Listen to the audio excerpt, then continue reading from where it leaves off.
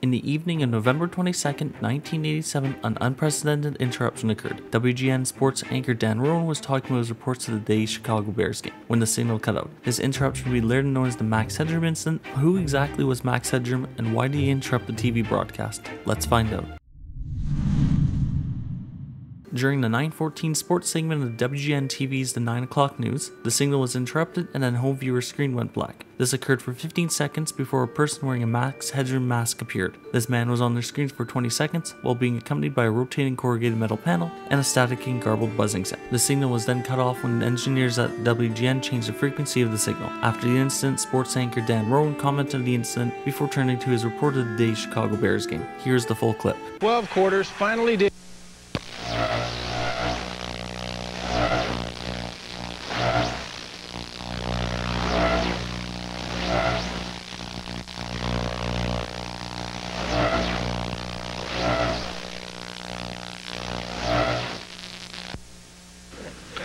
Well, if you're wondering what's happened, so am I. Actually, the computer that we have running our news from time to time took off and went wild. So what we're going to do is start over from the top of the Bears.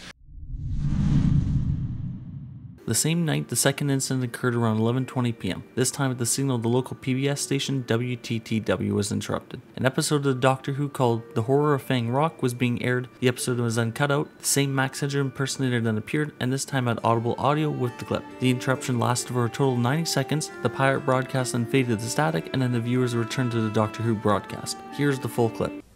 I'll get you a hot drink, miss. Some dry clothes. Because he's a freaking nerd. I think I'm better Chuck Swirsky. Freaking nerd.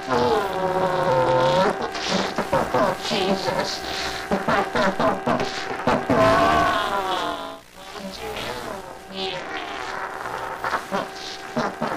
What's the wave?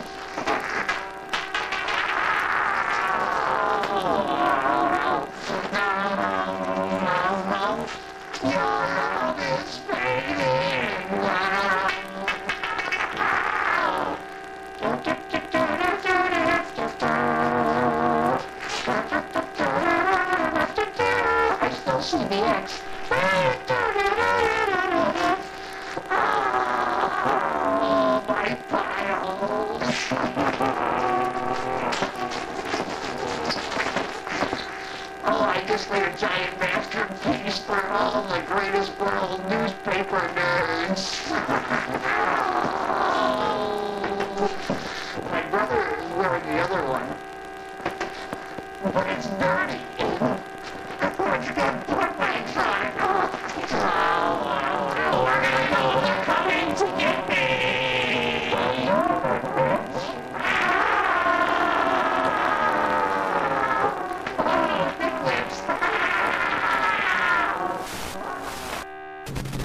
As far as I can tell, a massive electric shock, he died instantly. In the following days, an investigation was started by the FCC. They were unable to apprehend the perpetrators of the crime and could only able to come up with how they were able to take over the transmission and create the scene. They are also able to discover that the footage is pre-recorded. However, there's another piece of evidence that we can gather. Who is Max Headroom? Max Headroom, portrayed by the actor Matt Freer, is considered the first computer-generated TV presenter, though his creation was more practical effects and digital wizardry. Freer donned prosthetic makeup and a molded suit against a blue screen to bring the character to life. Max Headroom originally appeared in the TV movie Max Headroom 20 Minutes into the Future. Set in a dystopian near future dominated by corporations, the movie follows Edison Carter, a journalist who challenges the authority of the large corporations and media companies. However, a mishap where Carter was launched off his motorcycle and ended up hitting a low clearance sign labeled Max Headroom 2.3 meters resulted in a brain injury.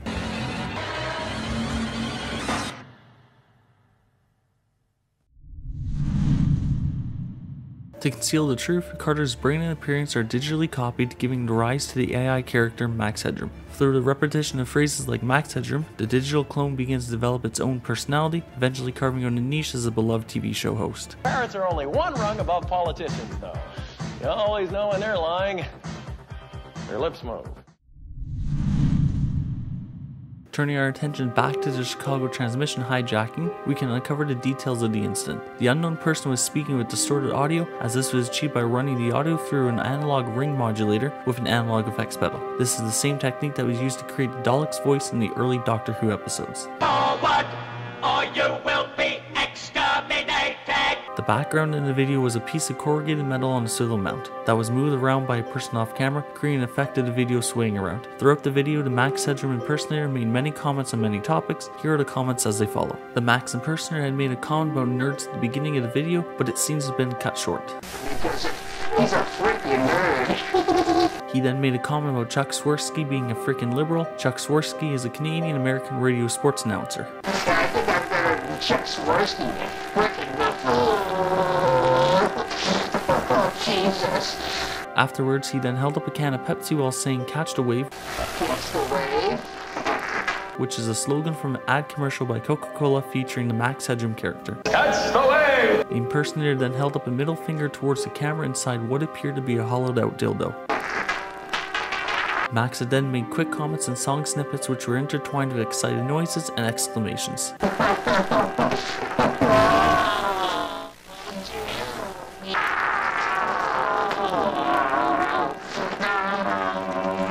He then sang the phrase "Your love is fading," which is a 1966 hit single written by The Temptations.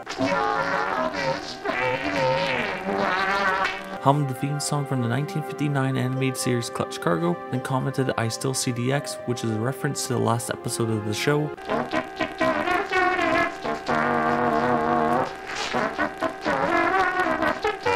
I still see the X.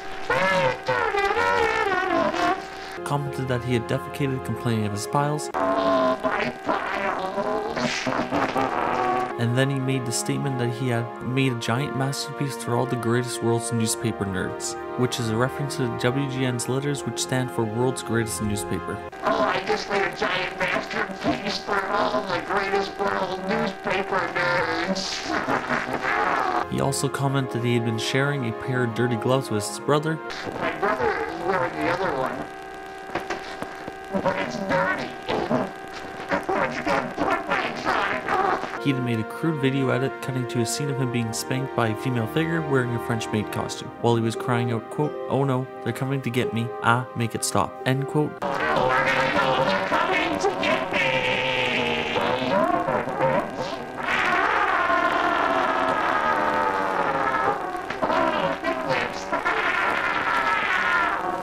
Afterwards, the image then faded briefly to the static before returning the viewers to the Doctor Who broadcast. However, this is not the first broadcast intrusion.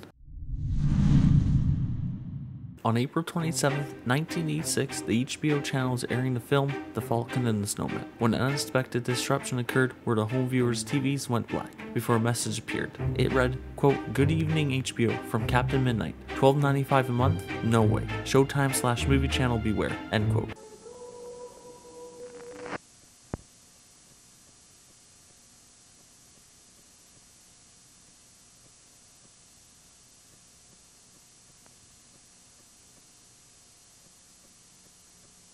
Captain Midnight was later apprehended and turned out to be an American electrical engineer and business owner, John McDougall. McDougall was protesting HBO rates for satellite dish owners, which he considered too expensive. The reason he committed the crime was due to his business, McDougall Electronics, was negatively affected after HBO decided to scramble its signal, which was preventing unauthorized viewers from accessing the program. This shows why John had committed the crime in the first place.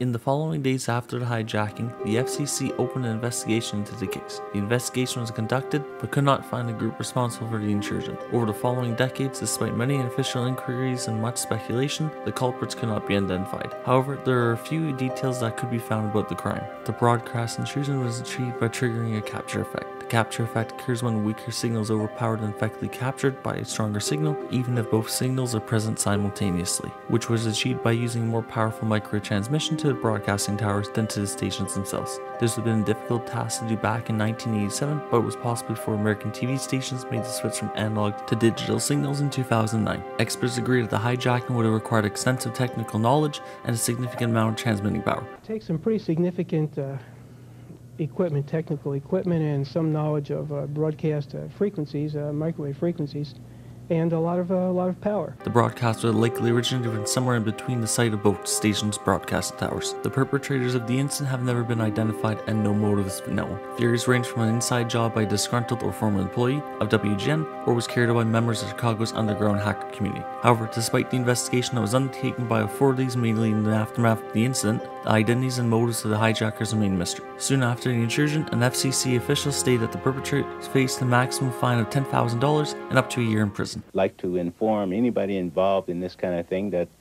there's a maximum penalty of $100,000, 1 year in jail, or both. However, the 5-year statute of limitations surpassed in 1992, so people who were responsible for the intrusion will no longer be able to face criminal punishment. In the end, the Max Headroom case will most likely remain a mystery. Unless the perpetrators come forward and explain why they did it, we will never know.